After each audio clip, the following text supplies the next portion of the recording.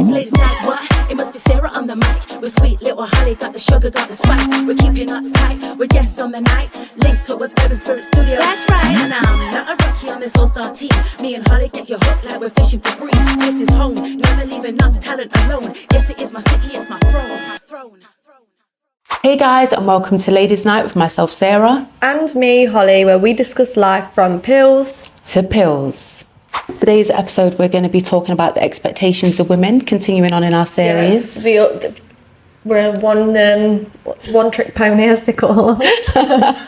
So today is about slut shaming and the word slag. Yeah, because I find often, what is the difference in a man's view of being sexy or a slag? Like, what defines you as being a slag, and what is a slag? Why are you one of them things? Do you know what comes to my mind is like, is it Ludacris, the rapper? I want a lady in the streets but a freak in the bed. Oh dear me. I know, that's what he says. So maybe that is the difference.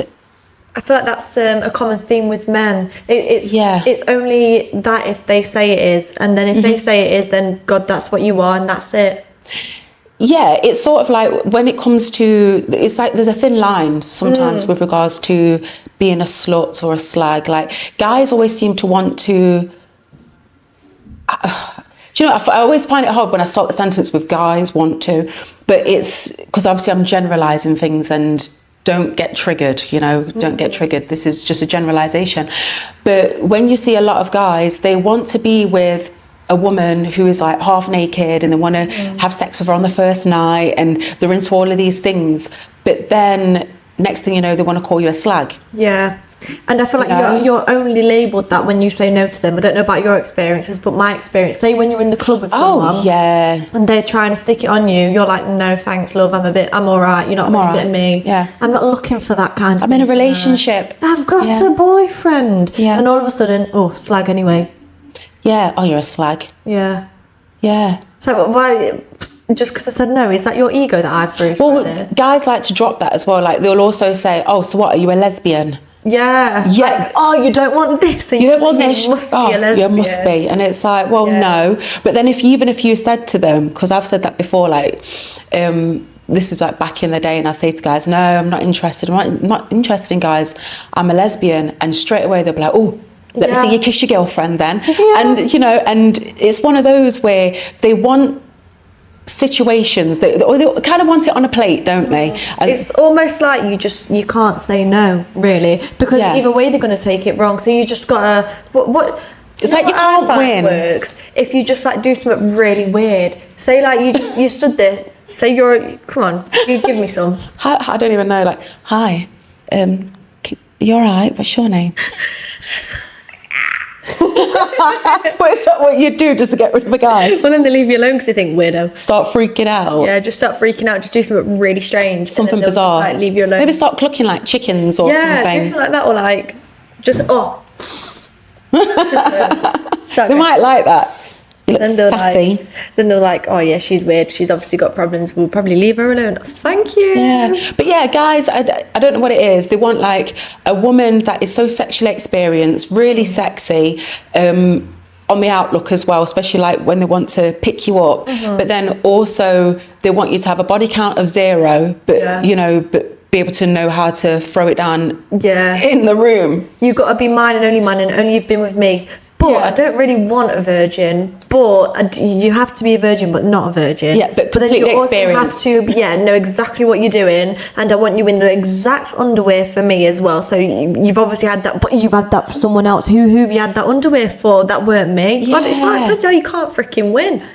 So yeah, guys, we don't know what it is that you want. Yeah, what it is that you want, and it's also one of those where I've had it, especially since doing this podcast as well. Like, people will comment about, say like my body or something. They will say something like, oh yeah, it's all right you saying that, and you got your boobs out, and you know, it's like you're not allowed to speak about anything, or you're not allowed to look in any way remotely, not even like I'm not trying to be sexy or anything like that, but you know, you've got a little bit of a cleavage that is sticking out, and then all of a sudden you can't say that now because you've got your tits out. Yeah, you can't have an opinion. Yeah, it's like your badonkers are staring at me. You can't have an opinion. I ain't listening. I'm looking at them anyways. Yeah, what is that? Yeah. So you can't talk about women being sexualized when you've got your boobs out because I'm going to automatically sexualise you. Because as well, if you've not, and if you don't go to the club in a mini skirt that's a belt, then you're boring.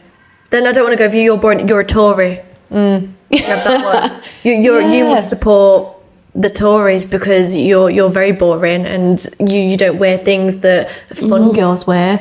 But if I stick it on you and you say no and you're wearing fun girl things, then slag butters anyway. Yes. I just don't understand the whole culture when it comes to.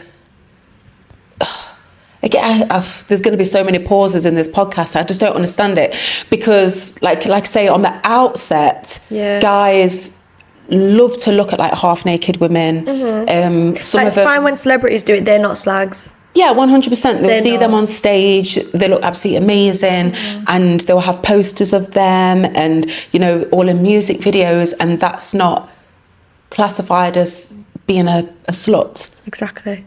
But then when that's something that you're seeing constantly, and then you want to dress not even the same as that, but you know, a little bit like that. Also, why does what you wear make you? What even is a slut? You've made that up. It's a made-up construct. What even? Get over yourselves. Well, yeah, you literally could be somebody who sleeps around wearing a tracksuit, but then I guess you're more undercover. It's just all these assumptions that people have of people. I just think it's ridiculous. And I've got someone said this, so let's hear a bit of this. Because I've got some research here and I want to know your opinion on this and how this individual unpicked the whole situation. Again, opinion. I don't care what you think. It's not factual. This is an opinion, my friend. So someone said, slutty has a certain pushy desperation. People focus too much on any one action, style of dress or behaviour to label whilst missing the point that underlying it is an attitude. Sexy is grounded, it is an awareness of context. Slutty is flirting for attention or lacking consideration of an audience. Oh, so that's like Romeo and Juliet, isn't it? That's like very so that's their definition of the difference between slutty and sexy.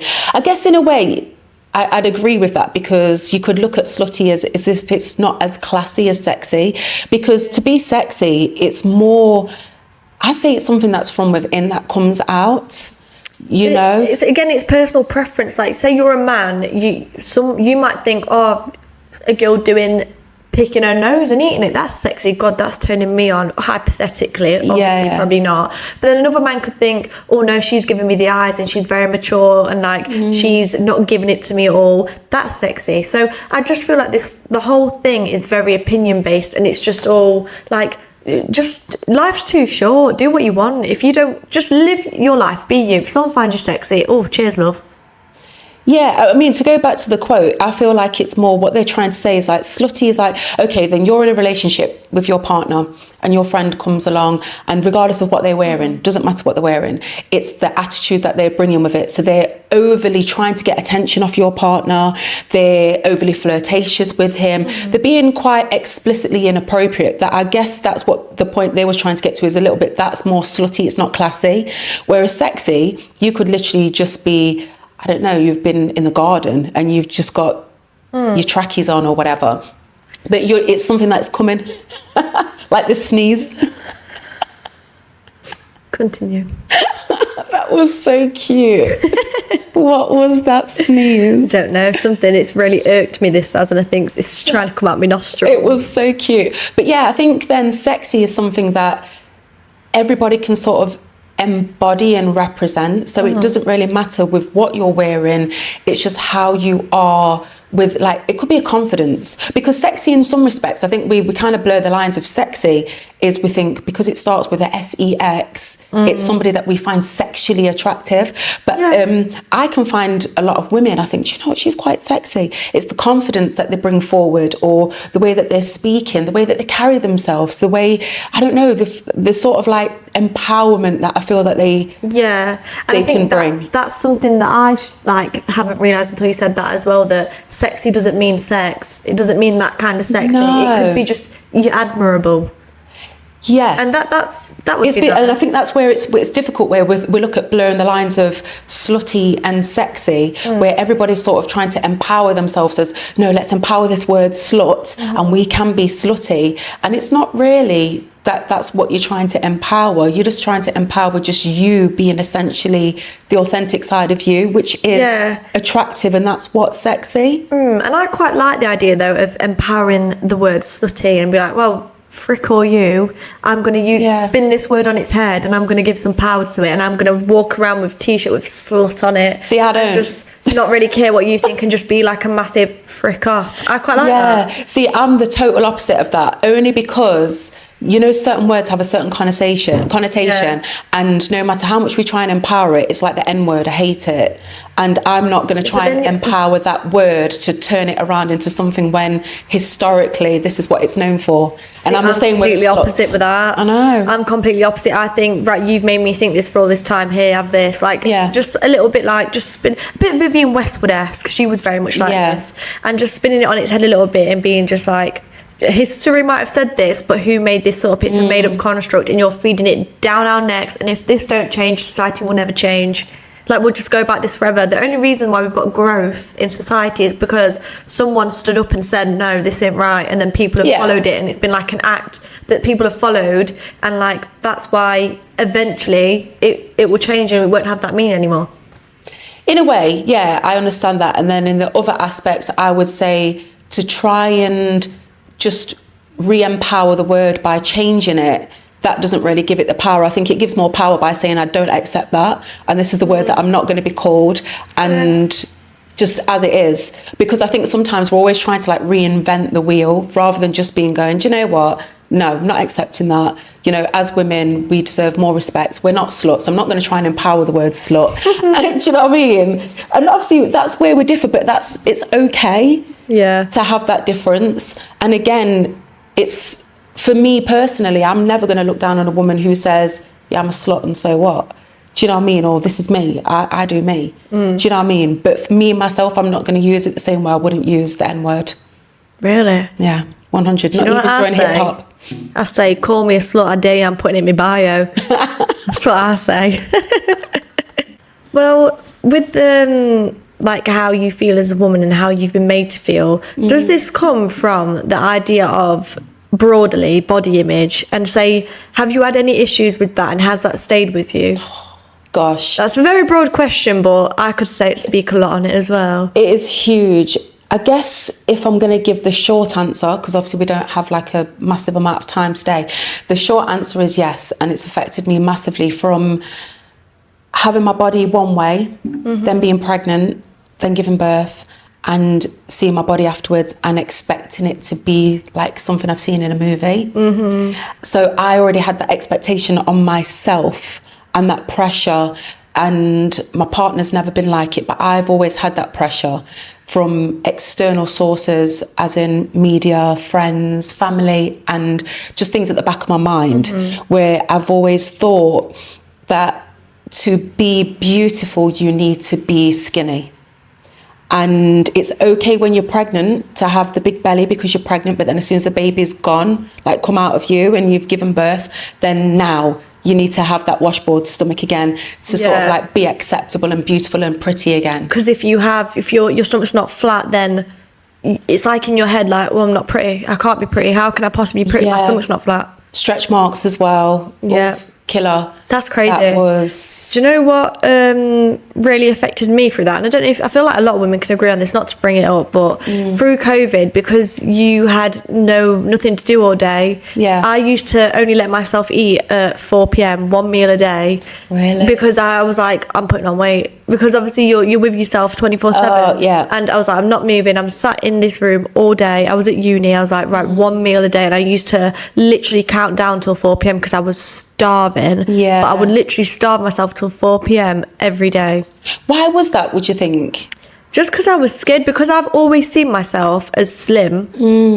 I was so scared because I did put on didn't put on weight at all, but I was a little bit bigger than I was, and that was down to the pill I was taking. Nothing to do with what I was eating. Hormonal. It was the horrible Regeneron pill, death pill. Don't take it. And I think every girl will tell you that pill does that to you. It makes you put on weight because it makes you starving. Yeah. So you obviously eat more, and because I was scared about that, and through COVID I was like, oh my God, I'm not doing any exercise. I convinced myself that, oh my God, it's like I'm going through menopause or something. I don't know what's happening. My body's completely changed. And I wasn't even big, but when you're so used to seeing yourself in a way for so long, it's like, God, I'm ugly now. Yeah, it's hard as well because, again, it's again from pills to pills, because you're talking about that and how you put on the weight. Myself, during those times, I was actually probably really fit, because I didn't have nothing else to do. So during the day, I'd just do exercising. I'd do some online exercise classes with people. I just found it brilliant because I had all that time to sort of go, oh, okay, can kind of work on myself a little bit more. So I was doing all sorts of exercise programs, and the summer was amazing. So I was outside all the time.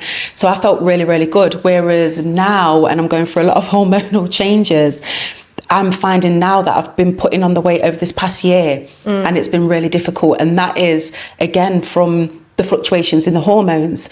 So for me, it is hard to go through that, and especially when people go, oh, it's fine, you look beautiful, you look gorgeous, and it kind of makes you want to throttle them, because it's how you feel, and you're allowed to feel a certain way. And again, it's subjective to that actual person. So for myself, because I've always been used to how I look in a certain way, not to say that is my actual beauty standard, but you're so used to seeing something in the mirror that when you don't now see it, it's quite difficult to accept. Yeah, because you got to think, if you looked like how you look like now your whole life, you wouldn't have anything against it, because that would be your normal. Yeah. So when your normal's changed, really. That's what it is. And you just don't feel comfortable in your body. Absolutely. And in that, your normal, I didn't like my normal anyway. My biggest insecurity was being small, but then when it started to change, I was insecure too. So it's like you can't win. Yeah. I remember in school, I used to get I was a late developer. So I was never had any fajitas, still haven't got any fajitas, so that never happened. But I was always the small one. People used to pick me up, and didn't realise by picking me up, I'm getting a bit insecure, because obviously I'm small and I want to be like the girls that are got the boobs and the bum. And still now that sticks to me. I'm not the same person now, and I was then. Obviously I've grown up and I'm more like a woman now. And no one sees me like that anymore, but still now that will always stick with me, and I will always still be insecure, and I will always still feel like that little girl at school. It's weird, isn't it, how certain things have impacted our lives and how we feel about ourselves, because even myself, I have significantly bigger boobs now, and I always wanted to have boobs. I was I'm gonna have a boob job and all of this. I really did want to, and I researched it, and then I thought, well, no, that's not for me. And I thought I've got to kind of accept it. Didn't really accept it.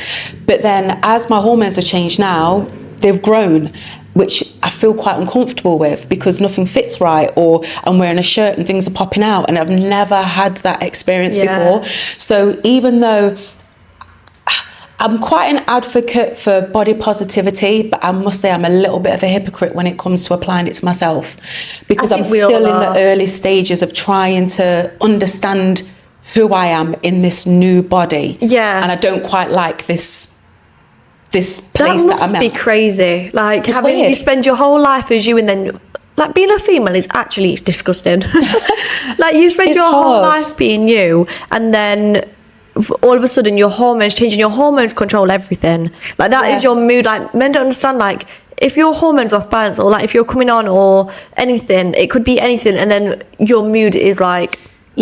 At the moment it's really strange. I'm feeling like I'm going through a next second puberty or something. I bet that's where you just kind of don't know who you are as a person, or where you fit in the world, and trying to research things and understand all these things. And obviously as your body's changing, trying to be positive, but then looking in the mirror going, oh, I really don't like this. Yeah. Well, my mum went through the same thing when she went through menopause. My mum was always like, I get my thinness from my mum and my dad, really, 'cause they were both like me. And my mum was always like a size 8, always. And she went through menopause, and then all of a sudden she went up to like a 14 overnight. It was crazy. And she got boobs, and she never had boobs, and then now she's got boobs, and like she doesn't even look like the same person. It's crazy, but and she really struggled with it because she's always been really small, and then all of a sudden she's got a bit of love on her. Do you know what I mean? She's got a little bit of love on her. And that's the thing, and I'm not hating on that, because there are aspects of my body where I'm like, do you know what? I quite like having a bit of extra badonk in the back.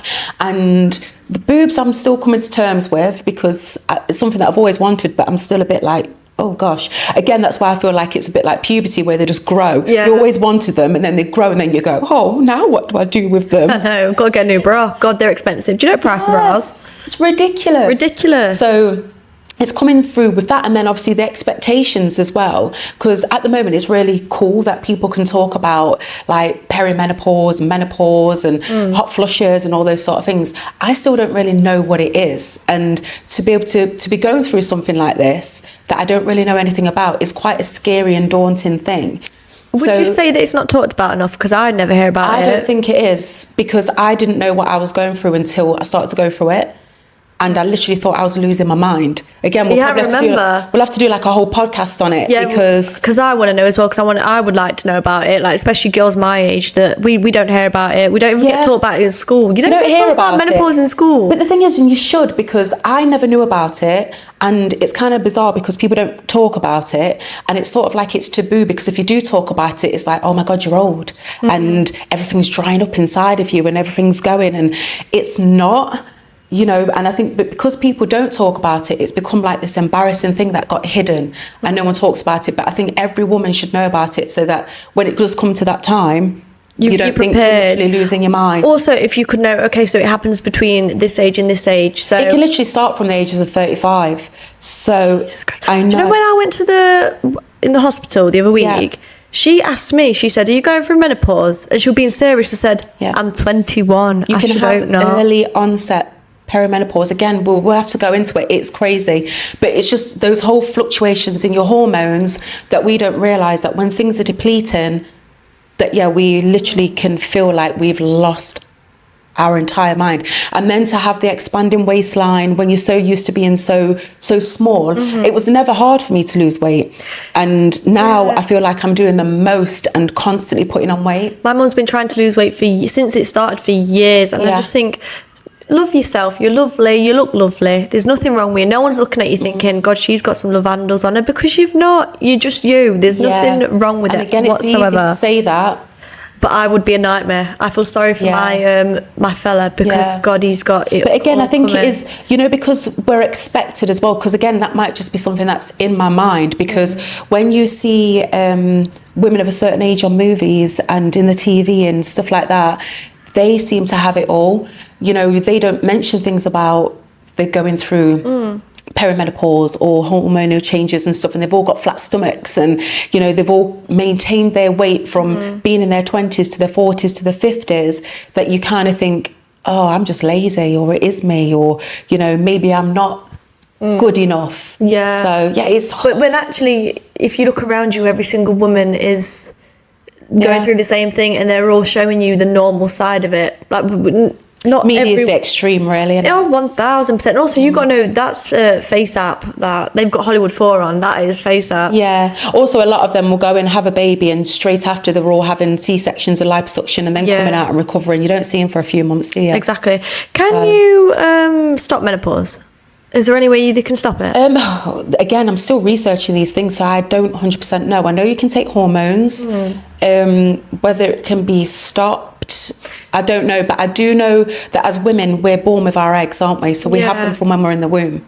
So eggs and our ovaries are part of our hormonal system, whereas guys are constantly producing sperm and testosterone and stuff, so it doesn't affect them, because they can still obviously deplete in testosterone. Again, don't quote me, I'm not a doctor, and I'm still doing a lot of research on this, but as women, ours starts to rapidly decline from, I think it's late 20s to 30s.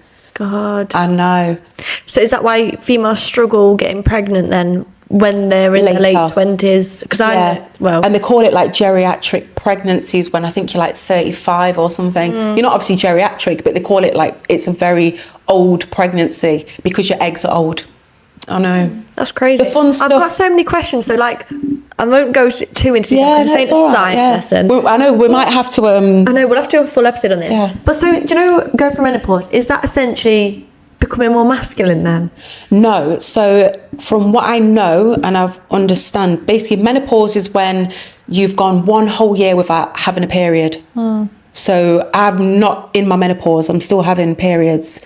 Too much information for some people. Sorry if it is, but it's just a normal thing. It's ladies. That's what women do. So obviously I still have regular periods, very regular periods. So everything's still fine in that department. But once you go 1 year without having a period, now you've gone through your menopause.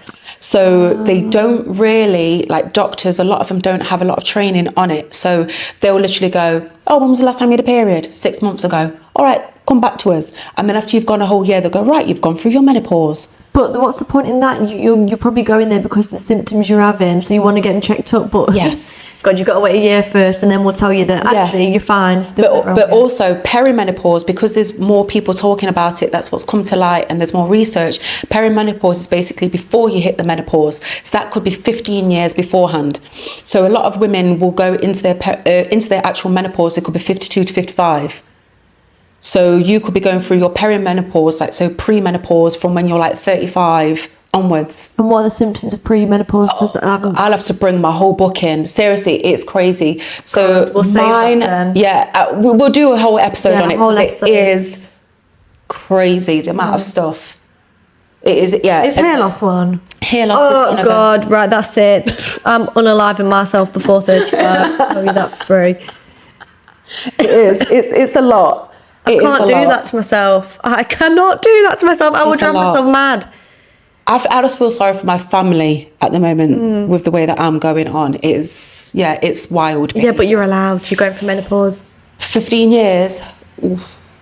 So do you constantly feel pressure? Because I know I do. That to be considered a female, you have to be feminine. And what is your idea of being feminine? Because my sister, I've got such a different perspective on this because I'm a twin, and my sister has always been masculine, always. Like from the womb, you had to pay to wear a dress from the womb. To be fair, it was £5 to wear a dress, and that's just I her. love She's that. always been like that, and to me, that's so. It is normal, but in terms of society, to me, that's always been so normal because I've grown up with that. And she used to always get like people coming up to her like, oh, are you a girl or a boy? And like, it would be seen as so unnormal. And I'd take a step back and be, hold on, is this not normal? Because this is my sister. Like, this is just her. Yeah.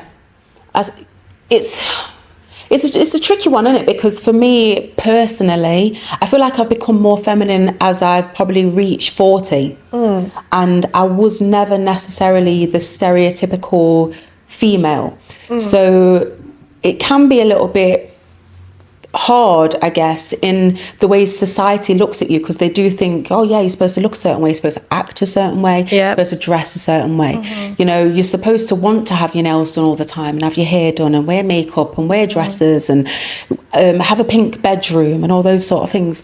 But I never really was into all of that.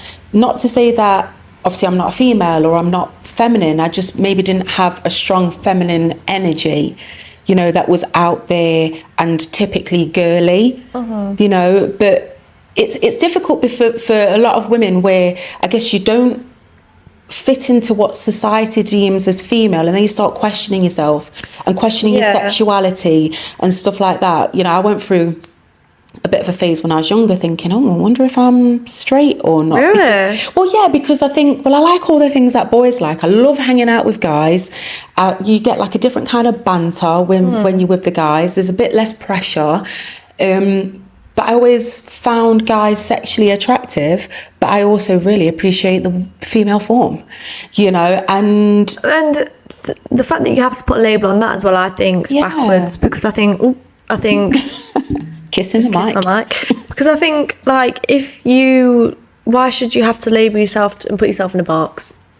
Yeah. I think just go on with your life. If you fancy someone, you fancy them. I mean, I've But what always makes you known more that. feminine? Is it because you've got nails and you've got lashes, and then you say, you know, your sister is not as feminine because she doesn't have the nails and the lashes. Do you know what I mean? Stereotypically, yeah. And I've always known that I was straight, and I've never had to question that. But for people, like, when you have names called at you all the time, say if I was being called, oh, are you a boy or a girl? I'll be thinking, God, am I don't know what I am. Like, it's so hard. And I think to this day it still affects me because I've grown up with that and that stigma around my sister and what she's had to go through. If I try and, like, I love streetwear and I'd love to go like a bit cool, like a little bit like boyish, but I know I won't be comfortable because I'd be thinking I don't look nice because I don't look feminine. And I question this all the time. Like, if I don't look typically feminine, I'm like, oh, I feel a bit insecure, like no one's going to fancy me because I look a bit boyish, and that's not seen as admirable for females to do that. And that's stuck with me as well. Another thing that stuck with me from childhood because of the reactions I've seen from other people. Like, the society has sort of made you feel a bit more apprehensive. Yeah, because I'm like, no, I don't want to be asked if I'm a girl or boy. I don't want to be my sexuality to be questioned. I don't want, but really what I should think is, I don't really care what anyone thinks. I'm going to do what I want to do. Yeah, and just embrace yourself and who you are and feel comfortable in your own skin. Exactly, 1000%. Have you ever thought that? Like, have you ever been a bit insecure when you're wearing a little bit of a less typically feminine outfit? Yes, depending on situations. So sometimes, sometimes I like to wear something that's a bit more comfortable. I'm going through the phase now where I'm trying to not wear tracksuits and hoodies and things like that. I've not seen you in a tracksuit for bloody weeks. And I've done really well, actually. I've actually not seen you in a tracksuit for... You've worn jeans for a solid month. Go on, Sarah. I know, no leggings or anything. No. And do you know what? I do. Wait, what? They're jeans. Never mind. They look like leggings, but no, they're just skin tight. You can see the flesh. But yeah, I'm doing pretty well with that, and it's making me feel a little bit more put together and nicer. But not to say I don't love a good tracksuit. I do. Tracksuit, trainers, And for me, what makes me feel nice as well, if I'm wearing something like really baggy, got nice lacy underwear underneath or whatever. You've had your wax. Everything is still like... That's what makes me feel more feminine, I think. The maintenance underneath and the nice body cream and the perfume and those sort of things. Not so much as what I'm wearing, but... That's the society I was brought up in, and I've mentioned it before. Being raised in the 90s and growing up in the 90s, very much hip-hop culture. That's what I was into, so it was all the baggy clothes. So that was never really seen as, like, masculine, I think that is what you go through young when you're trying to find your style, when everything matters the most. I think that really shapes everything going forward in the future as well. Yeah, 100%. Definitely. Yeah, 100%. Because I know that if I was to dress, I would look at someone else in it and I would be like, oh my God, that's so cool. And I would feel so cool and confident in it for solid 10 minutes. And then after I'd be like, oh my God, I look a bit weird now. Do you know what I find? It's because I'm quite I would say I'm an eclectic person. So I like to wear different things all the time. I don't really have... Well, I kind of do have a set style because my style is quite casual. I say that is my set style.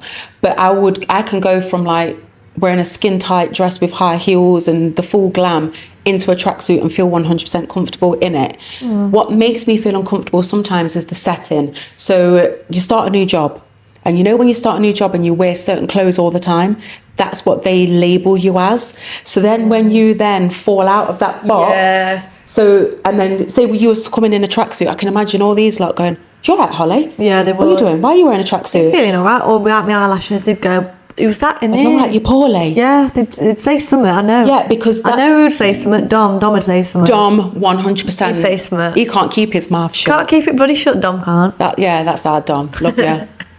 So I feel like it's when you get into the new job, it's that expectation because they're so used to seeing you a certain way. So that's more of a pressure for me. But other than that, if I still mix it up all the time, then you never kind of know what to expect with me. I feel like I know what to expect with you. Yeah, it's all going to resort to no makeup, no lashes, no nails. I feel like when you've seen someone for that long, though, God, it's just second nature, isn't it? Yeah. I tell you what, tomorrow, if she's in a tracksuit, I will video it and I'll put it up. I had a tracksuit on yesterday at home. Oh, see, big fat liar. Cozy. Big fat liar. Je m'appelle. Yeah.